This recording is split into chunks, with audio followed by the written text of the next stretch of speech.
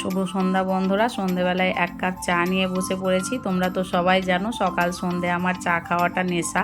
চা না খেলে আমার কিছুই ভালো লাগে না। তো যাই হোক, তারপর এই যে এখানে পাপাকে মা একটু কমপ্লেন খাইয়ে দিচ্ছে। আজ পাপার শখ হয়েছে মায়ের হাতে খাবে, আর মাম্মা পড়তে চলে গেছে। তো এখানে পাপাকে খাইয়ে দিল মা, আর আমি পাপাকে রেডি করে দিলাম। মা আর পাপা গেল একটু ঘুরতে। তো আমি এই ফাঁকে রুটিগুলো বানিয়ে নিচ্ছি। তো রুটিগুলো বানিয়ে নিয়ে, রাত্রে তরকারি ছিল না রুটি দিয়ে খাওয়ার জন্য, তো একটু আলুর তরকারি বানালাম। তারপর কিছুটা সময় পর মাম্মাও চলে এসেছিল, তো 10টা বেজে গেছিলো। তো মাকেও খেতে দিয়ে দিয়েছি। মা এখানে আমার সাথে গল্প করছে, আর আমি নিচে মেঝেতে বসে মাম্মাকে খাওয়াচ্ছি। তো দেখো এখানে মাম্মার মনটা খুব খারাপ।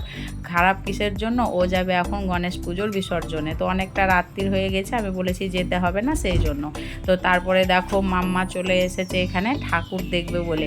বিসর্জন হতে যাচ্ছে আর কি, গঙ্গা নিয়ে যাচ্ছে। তো আজকের মিনি ব্লগটা এই পর্যন্ত।